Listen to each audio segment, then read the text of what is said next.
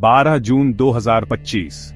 एक ऐसी तारीख जिसे भारत के एविएशन इतिहास के सबसे काले चैप्टर्स में से एक के तौर पर हमेशा याद रखा जाएगा।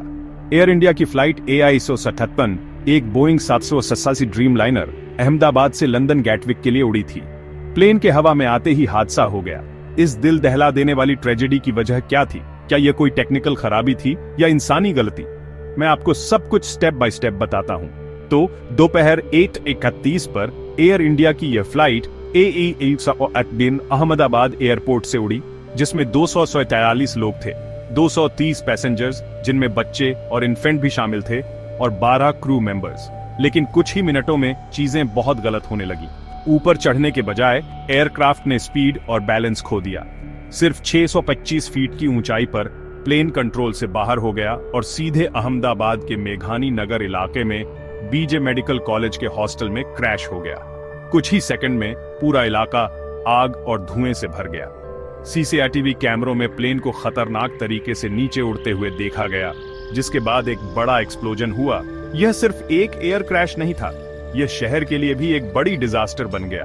240 से ज्यादा लोग जो ऑन बोर्ड थे, उनकी जान चली गई, जिसमें गुजरात के पूर्व मुख्यमंत्री विजय रूपाणी भी शामिल थे। और ग्राउंड पर भी 24 से ज्यादा लोग मारे गए, क्योंकि हॉस्टल की बिल्डिंग सीधे हिट हुई थी।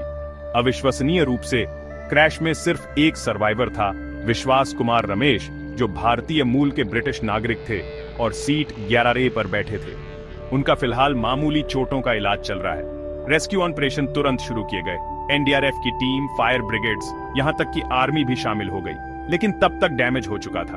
अब बड़ा सवाल यह कैसे हुआ?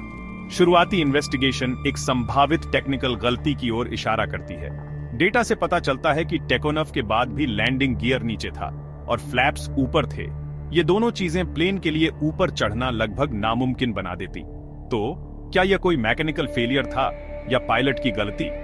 अभी दोनों पॉसिबिलिटीज की इन्वेस्टिगेशन चल रही है। भारत की AAIB जांच कर रही है, जिसमें UK, US, बोइंग और GE एरोस्पेस के एक्सपर्ट्स भी शामिल हैं। कम से कम एक ब्लैक बॉक्स मिल गया है, तो उम्मीद है कि घटनाओं का सही सीक्वेंस जल्द ही पता चल जाएगा।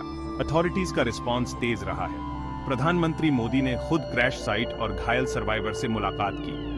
एयर इंडिया के मालिक टाटा ग्रुप ने हर विक्टिम के परिवार के लिए कंपनसेशन और ग्राउंड पर घायल या अफेक्टेड लोगों के लिए मदद की घोषणा की। इंटरनेशनल लीडर्स ने भी अपनी कंडोलेंसेस भेजी हैं और एविएशन इंडस्ट्री शॉक में है, खासकर इसलिए क्योंकि यह बोइंग 787 से जुड़ा पहला बड़ा क्रैश है। यह एक ऐसी ट्रेजेडी है जिसे शब्दों में बयां करना मुश्किल है। आइए इस डिजास्टर में खोई हर आत्मा के लिए रुककर प्रार्थना करें और उम्मीद करें कि ऐसी घटना फिर कभी ना हो। इस दिल दहला देने वाली घटना पर आपके क्या विचार हैं? कमेंट्स में शेयर करें, बात फैलाएं और ज्यादा अपडेट्स के लिए सब्सक्राइब करना न भूलें।